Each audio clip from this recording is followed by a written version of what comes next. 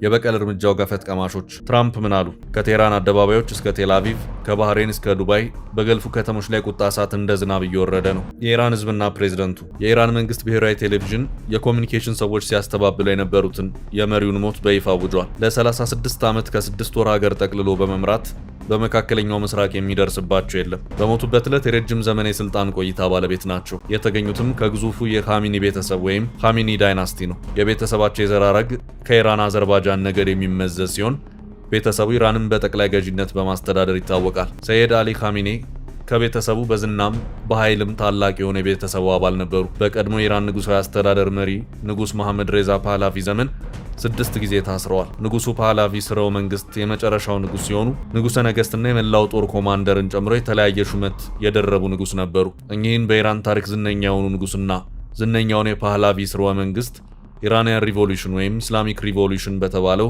የ1979 የኢራን አብዮት ገልብጦ ስልጣን የጨበጠው የኻሜኒ ቤተሰብ ነበር። ሀገሪቱም ፊውዳል ከሆነው ስርዓት ተላቃ ኢስላሚክ ሪፐብሊክ ኦፍ ኢራን ተብላ እንድትጠራ አድርገዋል። ከዚህች ዕለት ጀምሮ ያልተቋረጠ የግድያ ሙከራዎች የሚሰነዘርባቸው ሲሆን የቀኝ እጃቸውን በግድያ ሙከራ ጥቃት ምክንያት ፓራላይዝድ ሆኖ ቆይቷል። ኢስላሚክ ስቴት ኦፍ ኢራን ከተቋቋመ በኋላ ሶስተኛው የሀገሪቱ ፕሬዝዳንት ሆነው ካገለገሉ በኋላ አሴምብሊ ኦፍ ኤክስፐርትስ ጠቅላይ መሪ ወይም ሱፕሪም ሊደር እንዲሆኑ መርጧቸዋል። ትራምፕ ባወጡት መግለጫ ኻሜኒ ሞተዋል ብለዋል።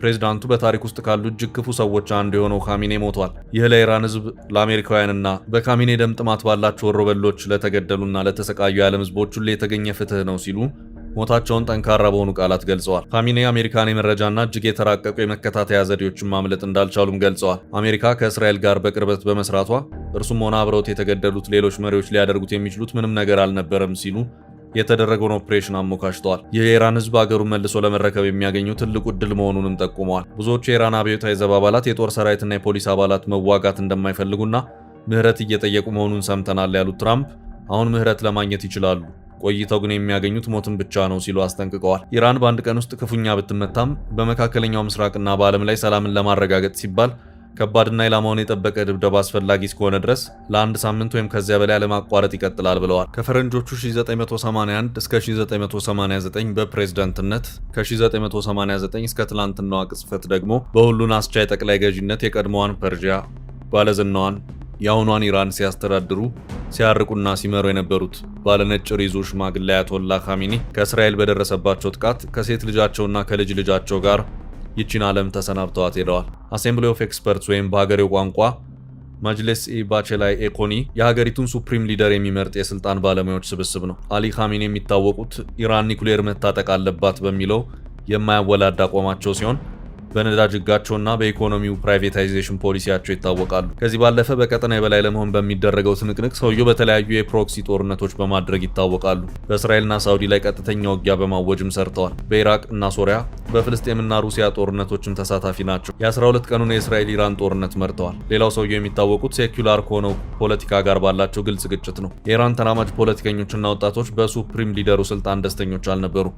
ነፃና ከሃይማኖታዊ ስርዓተ መንግስት የተላቀቀችን ኢራን እንፈልጋለን የሚሉ ኢራናውያን በተለያየ ጊዜ ተቃውሟቸውን ሲያሰሙ ቆይተዋል። በ199 የኢራን ተማሪዎች ተቃውሞ፣ በ2009 የኢራን ፕሬዝዳንታዊ ምርጫ ተቃውሞ፣ ከ2011 እስከ 2012 የኢራን ህዝቦች ተቃውሞ፣ ከ2017 እስከ 2018 እንዲሁ የኢራን ህዝባዊ ተቃውሞ፣ ከ2018 እስከ 2019 ከፍተኛ ህዝባዊ አድማና ተቃውሞ፣ ከ2019 እስከ 2020 የማሻ አሚኒ ተቃውሞ እንዲሁም በቅርቡ የነበረውና ከነጋዴዎች ተዛምቶ ህዝባዊ የሆነው ተቃውሞ ሱፕሪም ሊደሩን በመቃወም የተጠሩ ሰልፎች ናቸው። ጋዜጠኞች፣ የፊልም ባለሙያዎችና ኮሜዲያኖችም እንዲሁ አያቶላ ኻሜኒን በመተቸት የሚታወቁ ሲሆን ተራማጅ የሆነ ሴኩላር ስርዓትን በመናፈቅ ከኻሜኒ ቤተሰብ አስተዳደር ጋር ረጅም ጊዜ የቆየ ሰጣ ገባ ውስጥ ገብተዋል። ነገር ግን ኢራናውያን የረጅም ዘመን ታሪክ ባለቤትና ጠንካራ አብሮ መኖር ባህል ያላት ሀገር በመሆኑ የውጭ ጠላትን በሚመለከት ተመሳሳይ አቋም እንዳላቸው ይታመናል። ኒውዮርክ ታይምስ ግን የአያቶላ ኻሜኒን ሞት መበሰር ተከትሎ ኢራናውያን ደስታቸውን ለመግለጽ አደባባይ ወጥተዋል የሚል ዜና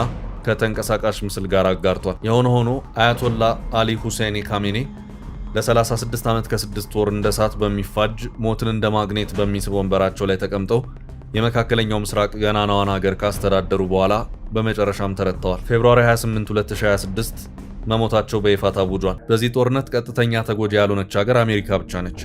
የእርሷን ጦስ የሚቀበሉት ጦር የሰፈረባቸው የገልፎ ሀገሮች ናቸው። እስራኤልን ብትሆን ብረት ለበስ በሆነ የሰማይ ክዳኑ አብዛኛውን የኢራን ሚሳኤል የመቋቋም አቅም እንዳላት በተደጋጋሚ አሳይታለች። የአሜሪካን ውክልና ጦርነት ተገዢ የሆኑ የአካባቢው ሀገሮች ግን ከገፈቱ ፉት እያሉ ነው። ለመሆኑ እነማን ተመቱ? የተባበሩት አረብ ኤምሬትስ ዱባይ በሚገኘው ፓልም ጁሜሪያ ህንፃ ላይ በደረሰ ፍንዳታ 4 ሰዎች መጎዳታቸውን ባለስልጣናት አስታውቀዋል። የኤምሬትስ መከላከያ ሚኒስቴር ከኢራን የተወነጨፉ ሚሳኤሎችና ድሮኖችን ማክሸፉን ጠቅሶ ሀገሪቱ በኢራን ተወንጫፊ ሚሳኤሎች በግልጽ መጠቃቷን ገልጿል። በዶሃ ኳታር ውስጥ የሚገኘውና በመካከለኛው ምስራቅ ትልቁ የአሜሪካ አየር ኃይል ሰፈር የሆነው አልኡዴይድን ኢላማ ያደረገ ፍንዳታ አጋጥሟል። የባህሬን መንግስት ዜና አገልግሎት እንደዘገበው በሀገሪቱ የሚገኝ የአሜሪካ ባህር ኃይል ሰፈር የሚሳኤል ጥቃት ደርሶበታል። የኩዌት ዓለም አቀፍ አውሮፕላን ማረፊያን ኢላማ ያደረጉ የድሮን ጥቃት ፍንዳታዎች ተሰምተዋል።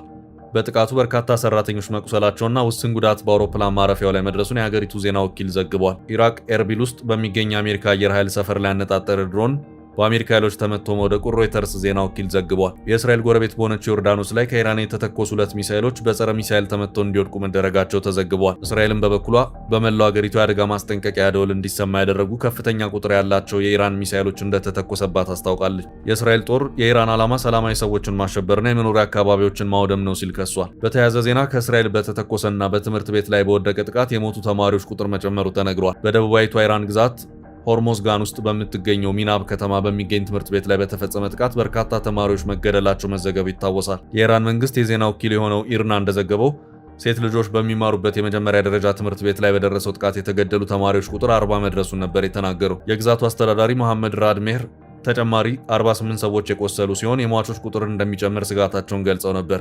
እስከ ቅርብ ጊዜ ድረስ እየወጡ ባሉ መረጃዎች ግን የሟች ተማሪዎች ቁጥር 80 መሻገሩ ተዘግቧል። የኢራን ሜህር የተባለው የዜና ወኪል ደግሞ በዋና ከተማዋ ምስራቃዊ ክፍል ውስጥ በሚገኝ ትምህርት ቤት ላይ በተፈጸመ ጥቃት 2 ተማሪዎች መገደላቸውን ዘግቧል። ኢራን ለውጭ የዜና ወኪሎች ፍቃድ ስለምትከለክል የደረሰውን ጉዳት በተመለከተ ከገለልተኛ ወገኖች ለማረጋገጥ አዳጋች ነው ሲል የቢቢሲ ተወካይ ቁጥሩ ከዚህም ሊያልፍ እንደሚችል ጠቁሟል። የኢራን ፕሬዝዳንት መሱድ ፔዜሽኪያን የሀገሪቱ የበላይ መሪ አያቶላ አሊ ካሚኔ መገደልን ከባድ ወንጀል ሲሉ በማውገዝ ለድርጊቱ አጸፋዊ እርምጃ እንደሚወሰድ በይፋ ቃል ገቡ። ከፕሬዝዳንቱ ጽህፈት ቤት የወጣው መግለጫ እንደሚያመለክተው ይህ ግድያ ለምላሽ የማይታለፍና በእስላማዊ ዓለም እንዲሁም በሺያ ታሪክ ውስጥ አዲስ ምዕራፍ የሚከፍት ክስተት መሆኑ ተመልክቷል። ፕሬዝዳንቱ በመግለጫቸው የታላቁ መሪ ንጹህ ደም እንደ ኃይለኛ ምንጭ በመፍሰስ የአሜሪካና የጽዮናውያን ጭቆናና ወንጀል ጠራርጎ ያጠፋል ሲሉ ዝተዋል። ኢራኗን ያለባትን ጥንካሬና ቁርጠኝነት በመጠቀም ከእስላማዊ ዓለምና ከሌሎች ነጻነት ወዳድ ህዝቦች ጋር በመተባበር የዚህን ጥቃት ፈጻሚዎችና አዛዦች በድርጊታቸው እንዲጸጸቱ እንደምታደርግም ፔዜሽኪያን አክለው ገልጸዋል።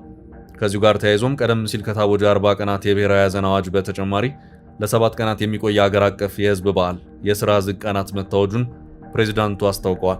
ይህ የአጸፋ እርምጃ ዛቻ በቀጠና ያለውን ቀውስ ወደ አዲስና አስፈሪ ምዕራፍ ሊያሸጋግረው እንደሚችል ታዛቢዎች ስጋታቸውን እየገለጹ ይገኛሉ። በተያያዘ ዜና ሞታቸውን በሚመለከት ቢቢሲ በሰራው ዘገባ ደግሞ የኢራኑ አያቶላ አሊ ካሚኔ መገደላቸው ይፋ ከተደረገ በኋላ አንዳንድ ኢራናውያን ደስታቸውን እየገለጹ ነው ብለዋል። ትላንት አሜሪካና እስራኤል በከፈቱት ጥቃት አያቶላ አሊ ካሚኔ መገደላቸው ከተረጋገጠ በኋላ በአንዳንድ የኢራን ከተሞች ህዝብ በአደባባይ ደስታውን ሲገልጽ እንደነበር ቢቢሲ አረጋግጧል። ዛሬ ጠዋት ከኢራን የወጡ ምስሎች ደግሞ በአያቶላ አሊ ካሚኔ ግድያ ሐዘናቸውን የሚገልጹ ሰዎችን አሳይተዋል። በማዕከላዊ ኢራን ኢስፋሃን ግዛት ነዋሪዎች ደስታቸውን እየገለጹ ነው። በሌላ ከተማ ደግሞ ርችት የሚተኩሱ ሰዎች ቪዲዮዎች ወጥተዋል። በተቃውሞው ወቅት በመንግስት ቤተሰቦቻቸው የተገደሉባቸው ኢራናውያን ደስታቸውን በየጎዳናቸው ሲገልጹ ታይተዋል። በቴህራን አቅራቢያ በምትገኘው ካራጅ ግዛትም ተመሳሳይ የደስታ ድባብ እንዳለ ሮይተርስ የዜና ወኪል ዘግቧል። የተለያዩ መገናኛ ብዙሃን ያወጧቸው ምስሎች የቴህራን ነዋሪዎች የአያቶላ አሊ ካሚኔን ምስል ይዘው ሐዘናቸውን ሲገልጹ ያሳያሉ።